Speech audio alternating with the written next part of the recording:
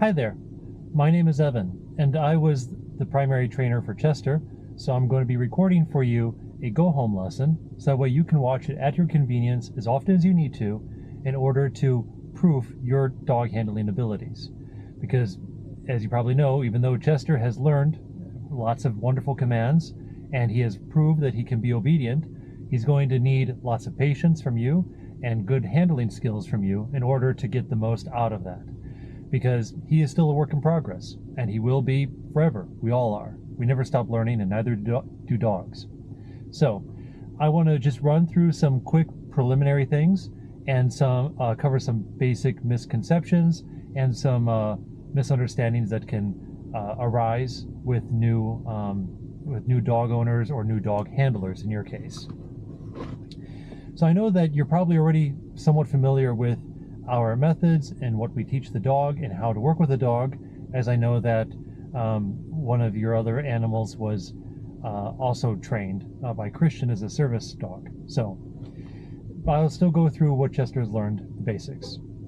He has learned several commands, such as yes, nope, come, let's go, sit, down, and heel.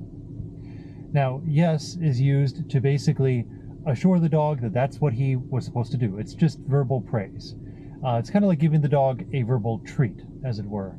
It's the auditory equivalent of petting him on the head or giving him a snack. Nope is his general cease and desist command. So if he starts rummaging through the trash and you don't want him to be doing that, or he tries to run after a squirrel, or he starts, jumping up on somebody excitedly, and you don't want him to do those things, telling him nope will get him off of or stop him from doing whatever it is that you don't want him to be doing. Now, if it doesn't work out the first time, of course, you can say a second time, and then also using a secondary correction, like maybe a pop on with a leash or an e-collar can assist with that and reinforcing that. But he's learned that nope is basically the equivalent of giving a pop on the collar or a little buzz on the e-collar. But again, sometimes you need 2 or 3 different methods combined in any given situation, and that'll help to proof that command. He also has learned the word come. So when you want him to come to you, that's the word you'll use. This is specifically when you are stationary and you want him to come to where you are at. So if you are actively walking, we have a different word for Chester, if you want him to come after you or to catch up with you. But if you're just sitting or standing somewhere and you want him to come to where you are, then use the word come. So don't use words like here or any equivalent, because he hasn't learned them, he doesn't know them. Just come. Of course, using his name before any given command can increase the chances of him obeying, because it'll be easier for him to pick out that command is specific to him, or it can help him to pull out of a tunnel vision if he's already really into something. Let's go is kind of like come. It's to come toward me, but it's in the case that we are actively in motion. So let's say you're going for a walk with Chester and he stops to sniff a bush and he's falling behind and you keep moving forward. You would tell him let's go, and then he'll quit with his distraction and come up and follow up with you. Now, when he's on the let's go command, he is free to roam around. He can go off to your left, to your right, in front of you, behind you. He might be 6 inches from you. He might be, 6 feet from you or more. But he's never going to run away from you. That's the idea. Or if he does start to get too far ahead, or if he does start to fall too far behind, using let's go will get him to, put a spring in his step, so to speak, and have him chase back after you and walk alongside you. Sit is self-explanatory. He does very well with sit, and he does not know the word stay. So once you've put him into a sit, don't worry about telling him to stay afterward, because he doesn't understand the meaning of the word. Instead, he is just going to do an implied stay. So when you tell him sit, the idea is that he will just sit there, or he might also lie down after a while, until he's told that he can break that stay. And the break command is okay. So if he's in a sit and you want him to be like, okay, you can go do whatever. If he's healing, or if he's on a let's go, and you want him to break from the command and just have fun and be his normal doggy self, then just say okay, and that tells him, all right, the command's done, go off and be a dog. He also knows down and heel. And of course, heel, the idea is that you want him to walk alongside you, roughly 6 inches from your leg, and you don't want him to be too far ahead or too far behind or too far off to your side. You want him to be basically just be more or less in step with you. And obviously, we don't want him usually sniffing around when he's in a heel, but keeping his eye on you and or where you guys are walking toward. Those are the commands that he's learned. Now, I want to run through some things that can help you to avoid pitfalls that sometimes owners, both new owners and veteran owners who get a newly trained dog, fall into. Sometimes we'll have people reach out to us and be like, hey, the dog's not responding to any of the commands. I think he's broken or something. Like, I thought he was fully trained. Why is he not doing what he's supposed to do? Well, there are several reasons why that might be the case, and I want to break them down for you. Reason number one is user error, and that can fall into a few categories. Category number one is simply using the wrong command. I cannot tell you how many times we've taught the dog to do a certain action with one word, but for whatever reason, the owner at home keeps insisting on using a completely different word, a word that they are more familiar with, or that, for maybe in their head, they think we taught the dog. It basically means the same thing, but the dog doesn't react because it doesn't know the word. Like what I said earlier, if you were to teach the dog, come, then don't use the word here for the dog to do the same action, because he's going to look at you like you have 3 heads because he doesn't understand what the word here means.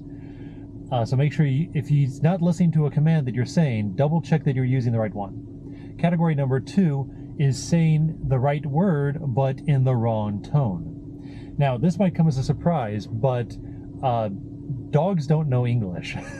In fact, they don't understand language, period. They get along with us so well, and they understand how we think and how we work and our predictability so well, and they are so teachable that they give the illusion of understanding human speech sometimes, especially when you're just sitting there talking to your dog.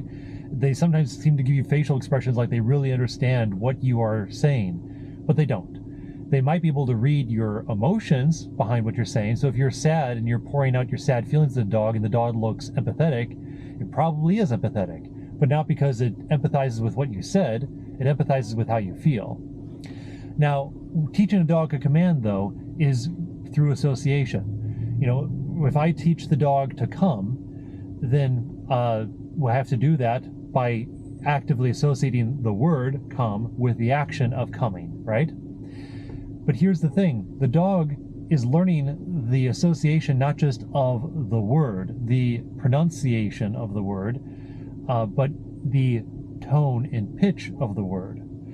Case in point, if I had Chester right next to me, for example, and I was talking to you just as I am now, and I said all these command words like sit, come, nope, etc., Chester would have zero reaction. He's learned these words, but he's not reacting to when I say them. How come? Because he is not even hearing the words. He learned words like sit and heel, but they don't mean anything if they're not unintelligible to him as he learned it. So, case in point, I'm speaking in a natural, monotone, conversational style like I would if we were in person. But that's not how I taught Chester. And when I taught Chester to come, I didn't say, Chester, come. I said, Chester, come! When I told him that he did a good job and I told him yes, I didn't say, yes, good boy. I said, yes, good boy! If I told him nope to stop doing something, I didn't say, Chester, nope. I said, Chester, nope. So these high-pitched, more enthusiastic tones of voice are what Chester is listening for. Why did we do that? A few reasons. One, because the dog doesn't know English or language, period, so it needs as many cheat sheets as it can to pinpoint specific words. If I try and teach it just one word out of the sentence I'm currently saying, but in the same monotone voice, very flat, it's just going to sound like blah, blah, blah, blah, blah, blah, blah, blah, blah to the dog. Nothing will stand out. So I want to say it with a pitch that will stand out from the rest of my daily speech. That way the dog doesn't get confused. That way the dog has an easier time picking out the word. And because we don't want to just be spewing commands by accident 24/7. So we have a normal speaking mode and a dog mode, which shouldn't be that unusual to dog owners because we tend to have the propensity for talking to dogs like baby language, like, who's a good boy? Yes, you are. Yeah. We speak like that, and the dog reacts to that well, and he knows we're talking to them when we use that voice because we always do that. So basically the same idea here. So make sure that you're not just using the right word, but that you're using the right pitch, because the right pitch and tone of voice means more than even the correct sound or pronunciation of the word you're using. So, for example, if I were to mispronounce come as came or cume or something like that, I don't know, but I said it in the exact same way and in the exact context that I would say come, then Chester might actually just come for me anyway, because he's recognizing the pitch and the context and the general noise that's being made, even if the enunciation of that specific sound is incorrect. So, but he wouldn't pick up on that if it were in the same flat monotone speaking voice that we use regularly. Now, how do you correct and proof commands? Because Chester has learned to be obedient, but is he going to be obedient in every situation the first time, all the time? Ideally, we would like him to get to that point. But here's another reason why some people might reach out to us and be like, hey, the dog's broken, he's not working, what gives? And that is, we need the dog owner, you, to proof the dog under all circumstances that are relevant to you and the dog. Let me give an example. There was a dog that I know that was being trained, and it was only ever being trained when it was basically on grass, in its backyard or at the local park. But its owner never went through routines of training it and going through commands and proofing when they were in the house, or they were at a store, or in a parking lot, or anything like that. So whenever the dog would go out on grass and go out for a walk, it was like totally fine and obedient. But as soon as it went inside or they took it to some other location, the dog would act like it had no obedience training at all. And that's because the dog was mistakenly only trained under one environment, under one condition, a park outside. So walking on the sidewalk or playing in the grass or being in the backyard, that was dog obedience arena in that dog's head.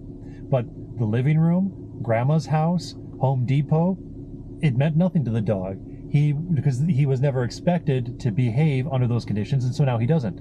He was never taught to behave in those conditions. Kind of like how you can be taught, lower your voice and use your inside voice when you're at the library and whisper because it's a quiet building and people are reading there. But you don't have to do that when you walk into, Walmart. You learn that a certain behavior is required in one situation, but not another. Well, if you want your dog to be behaved in all situations relevant to you and the dog, then he needs to be exposed to those situations, and he needs to be proofed and taught obedience all over again, and every single time you introduce him to a brand new environment. It doesn't just automatically carry over. Now, he already knows all the commands. He hasn't forgotten them. He just now needs to learn to apply them in a circumstance, a situation, or an environment that he hadn't been previously.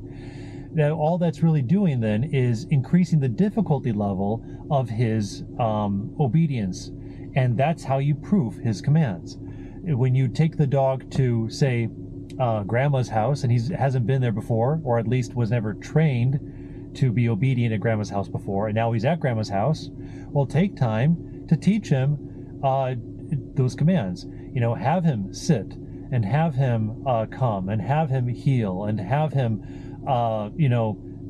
do a let's go, and whatever else he might do at grandma's house. And and only let him be his normal goofy self when you give him the OK command to break out of a command. So that way he can see, all right, these new commands I'm learning is not just specific to the trainers that worked with me or the environments that I was going to while being trained, but it applies to any person that is currently handling Chester and any place he might go. But that takes time. That takes patience. That takes practice. That takes routine. And that's what's required on your part. But please, though, be patient with Chester, and please be patient with yourself. Because even though you may have had Chester for a while, you may not have you obviously weren't handling him as you are now going to be handling him. So be patient as you learn how to handle him in a different way. And as you are patient with him, trying to learn to interact with you on these conditions. Now, we're talking about corrections, and there was a few things that we used for correcting Chester, primarily 4 things, I would say. We used the verbal correction, in this case, nope. We used a prong collar, like you see here.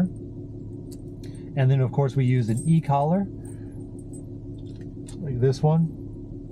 And, of course, the leash, which really goes hand in hand with the prong collar specifically. Now, how do you use these commands if you are trying to correct a disobedience, or if you're trying to maybe pull Chester out of a situation? He's got like severe tunnel vision and he's just not hearing you because he's locked in on chasing that rabbit or whatever it is. So first off, of course, you want to start low with your corrections and then gradually escalate as the situation requires. But timing is very important. Start with a verbal correction, saying a nope, or even just Chester, or Chester nope. That will probably disarm, I would say, 75% or more of the situations. If you're walking him and he's on a leash, using the prong collar and giving a little pop on the leash with the prong collar is another great way. He responds mostly very, very well to physical pressure and relatively minimal pressure. Like it might be a little pop on the collar, but it literally lasts half a second and then that's it. And when I say a pop on the collar, I don't mean tugging the animal or dragging it across the yard or yanking it around. No. So if you don't have a prong collar like this, then I highly, highly encourage you to get one, because this is how Chester was taught. And this will make it so much easier. It'll make your life so much easier when trying to work with Chester and correct him or prove his commands than having the flat collar on or just the e-collar. Because the e-collar really should just be the last resort. He didn't listen to the verbal reproof. He didn't listen to the physical reproof with the prong collar and the leash. And so you go to the stimulant reproof with the e-collar. Maybe a couple of buzzes, in quick succession. Though, from my experience, he rarely ever needs to go to the e-collar. That being the case, if you want this to work, I would get this, because the prong collar is really a wonder. Like, I love this thing. I cannot tell you how much I love it. I love it because, one, it's good on the dog, because the prongs are rounded. In this case, they're not sharp. They're not going to dig into the dog's neck like nails. But also, it needs to be tight enough. It can be loose enough that you could move it around the dog's neck, but it needs to be tight enough that it actually is holding on to some of that scruff around the neck. Because if it's just loose and it's just dangling like a chain necklace, like some bling, then that's not going to do you any good at all when you go to correct. It needs to already be comfortably snug around the neck. That way you only need very minimal pressure for the prongs to lock up and give a little choke. But choke is really the wrong word, because you're not choking the dog. You will choke the dog, though, if you try and do this with a flat collar, because a flat collar, it does not have enough give. It doesn't adjust its size and its fit. So you're going to have to put more force into it to get the same effect that a very light tug on a prong collar, or a pinch collar as it's sometimes called, would give you. However, that's not fun for you, and it also is not fun for the dog, because a flat collar is going to put all of that force of that pop from the leash on its trachea, right on the throat. And that's literally going to choke the dog. And that's not pleasant for him, and that's not, you don't want to choke your animal. But a prong collar distributes that pressure all around the neck equally, so that way no one area is getting all this force with a, momentary gag and choke. We're not trying to strangle the poor thing. We're just trying to give it a physical correction. And, there's plenty of scruff around the neck. They're not going to get hurt by doing a little pop. If it's too tight, of course, then you'll want to add some prongs. If it's too loose, take prongs out. You just pinch the bottom there, and then you just pull them through. And likewise, pinch them to go right in through the top. And one, press. And it can be kind of hard if you're not used to it. But anyways, I cannot stress enough, get a prong collar. How long should Chester wear it? Basically all day long is fine. He can, don't let him sleep in it though. That could eventually hurt his neck if he lays on it all night. It could start to dig into his neck and create bald spots or irritations, or what are sometimes called hot spots. Don't do that. Take it off before he goes to bed. But, excuse me. But when he wakes up, just have him wear it with his regular collar, his tag collar. That would be just fine. His e-collar, I think basically you only really need to wear that if you are actively training him, or if you're going to be in a situation where you think he might need it, like if he's planning to be off leash, maybe like in a backyard or a dog park or something like that, and you want to make sure you have some measure of connection to the dog. If he's just running freely around, you could put the e-collar on him then. But if he's just lounging about at home, or you're going for a walk, there usually should not be a need to have the e-collar on unless you're planning to do some proofing and some dog handling techniques with him while going for a walk. Honestly though, if you want to put this on him every time he goes outside in public, that's fine too, no problem with that. But it's not necessary for him to wear it 24/7, and of course, he doesn't need to sleep with this. I would just say this though, be careful that your dog does not become what we call e-collar wise, which is when he associates the remote with the e-collar. And some people like it when their dog recognizes that this remote has the power to zap them, because they don't even need to use it. They just pull it out of their pocket. The dog sees it and he suddenly gets into a good behavior because he sees you have a weapon. Well, that may seem like a neat little hack or shortcut, but it does have a drawback.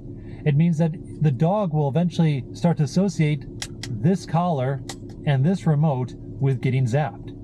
Which means if you do not put the collar around the dog, or if the dog sees that you are not physically in possession of the remote, why does he have to be obedient?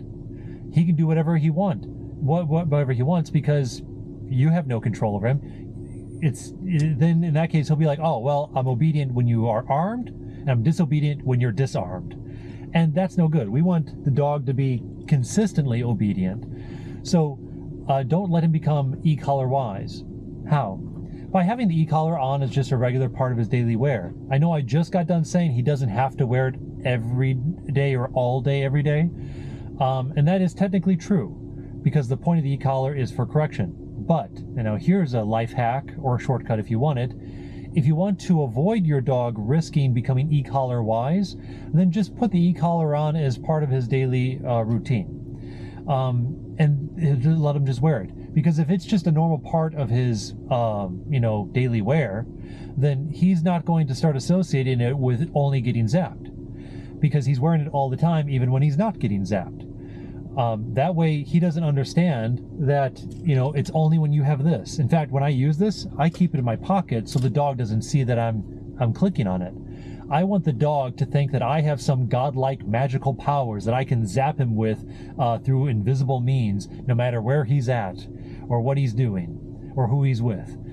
Because if the dog thinks that I have the ability to correct him from anywhere, all the time, then he'll be obedient anywhere, all the time. Rather than just being like, oh, well, they don't have, the leather belt, so I can't get a spanking. It's like, no, it doesn't work that way. So that's just a little trick of the trade for you there. But going back to proofing his commands, make sure that you are obedient, or not obedient, patient with him as you are teaching him, because he knows these commands, but he hasn't learned to use them at your home. So, give him at least a week or two to get used to being at home and having to use these commands where previously he didn't. Maybe before he was allowed to lay on the couch, but now that he has a nope command and a down and sit command, you want him not to be on the couch. You want him to get off the couch and sit next to the couch. Well, you be patient, as he has to completely undo that whole habitual behavior that he learned, that it's okay to be on the couch. But now he is going to learn not to be on the couch, hypothetically, right? So it's like trying to teach you to not know how to brush your teeth, unteach you that. That'd be very hard because you've been doing it for so long. It's like second nature. So be patient with both yourself and the dog. And if you ever want Chester to do more,